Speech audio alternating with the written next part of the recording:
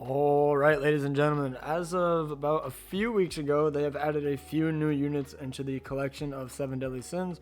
So I'm going to be going over and trying to move a few units based on the meta, and of course, the new units added in. So basically, I'm going to be moving around a few units and adding in new ones. And since this thing never gets updated from what I've seen, or maybe I'm just using an old version, I'm going to have to be using some placeholders like Green Assault Mode Meliodas is going to be Assault Mode Meliodas. Ozlon Hawk, or the pig is going to be Ozlon Hawk. Gother is going to be Red Liz. This is going to be Nanashi, and this is going to be Blue Derriere. The other ones are exactly what they are. And this is based on PvP, not specifically geared or ungeared, just basically my overall preface. I've used all of them in geared pretty much, and ungeared, except for Ozlon Hawk I have not used, but I've seen a lot of people use him. So I'm going to start with him first, and then I'm going to end with Assault Mode Meliodas. For Ozlon Hawk, the only way he is even remotely viable is when you have him 6'6". So if you have him 6'6", honestly, I think he's kind of an amazing, great unit. But if he's not, I would put him probably in, he's just good, because he drains ultimate gauge, and then once he drains ultimate gauge, he gets that ultimate gauge from however many he steals. So it definitely is really good. Unfortunately, there's not really any ult rush now, besides Assault Mode Meliodas. If he released before the 1, then, well, I mean, I guess he technically did release before the 1, and I'm talking about JP. I just confused myself. Basically, he's a good unit. He steals your ultimate gauge, and he can ult rush. And then when he's at 6'6", he banishes a unit for 2 turns. I'm fairly certain it can't be cleansed, so it's very broken. Even on the 1, when he has invincibility, I'm fairly certain he can still be thrown into the hole of darkness, sent to the Shadow Realm. And then Blue Valenti for PvP is honestly kind of garbage. She has a detonate card, yes, but I really just don't think it's that great, because she needs her passive, and her passive doesn't work in PvP. It only works in pretty much PvE skills or PvE matches, which you can easily clear by itself. The only reason she was any good is because of final boss Bond, because he had so much ultimate gauge, and even then she didn't even do that much damage. So she is probably just kind of meh. Like, she can do damage, she's an SSR, but other than that, she's kind of garbage. Green Easton could have been like god tier, nowhere near bonk tier obviously, but she probably could have been god tier if she released before the 1 Escanor dropped, because while the 1 Escanor will just absolutely demolish this unit, she still can beat him. But with Goddess Liz as well, you one-shot him, and then he comes back to life, and then he just one-shots you. It's very toxic. She was basically meant to counter Goddess Liz and Lostbane, which she really did. She did it very well, to be honest. But now, since she is kind of a all-right unit, I'm probably going to throw her in good tier. Not necessarily anywhere in here, but that's just my opinion. You could argue for great, simply because if you only face blue units, she has a really good chance of winning. And if you don't face a blue king, which you rarely ever face anymore, but if you do, then you get absolutely destroyed. Also, I'm probably going to be lowering Green Escanor simply to good, simply because he just kind of gets demolished by the 1. I've played with him a few more times, and he's not as good as I did in that first video with him. Also, Jericho, probably going to drop down to good. Merlin can stay.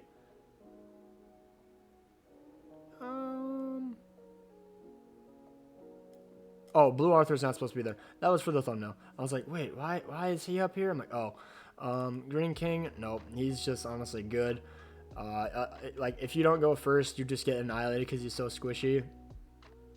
Red Gother, I mean, I think he's only great. I don't think he's god tier anymore. His attack skill is all he has, really. The ultimate isn't that great. His passive isn't that great. And then Death Pierce, I'm probably going to drop down to great as well.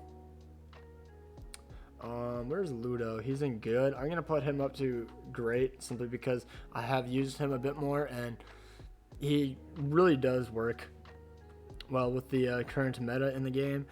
Blue Mono, she's honestly pretty good, to be honest, because I have faced her with Assault Meliodas, and if you don't have like who else removes buffs, like Derriere, she definitely can remove buffs, and she does more damage per ultimate gauge orb. Oh wait, no, what's her actual attack skill? Because that's her passive.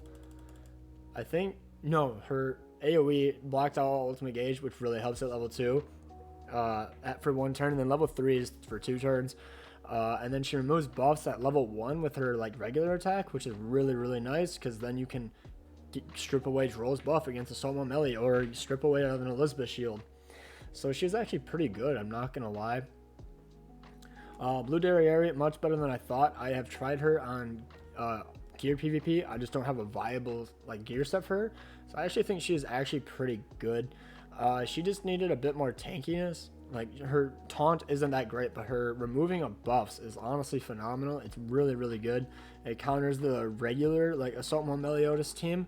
Just completely dismantles it, because you remove the buff and then you one-shot the Melascula or the Assault Meliodas, and then that team is pretty much done for. There are a few units I could probably move up. Like Green Derriere, I think she definitely has a place on the meta now. I would say she's probably good. Red Melascula, great, just simply because she keeps Assault Meliodas alive. And then I'm moving Glocks up to great, simply because immunity really, really helps, because if you use Assault Meliodas, you use immunity, or you heal off all those defense down stats when you attack an Assault Meliodas. That could really, really help you as well, keep you alive. And he also has the blockade card, so no one can use any skill above a level 1, which is really, really good in my opinion. And Blue Droll is great. All right. And then this was going to be Nanashi. Nanashi is not that great, to be honest. He is definitely a team reliant character. He has to be on a team with an amplified character like Red Escanor. What's his name? Assault Meliodas. Those are probably the top 3 that I could think of. Also Galland. I think it's the blue one though. I think it's the blue one that has amplify. I don't remember what the red one has. So he's just not that great in today's meta, because amplify units just get their buffs removed so easily now.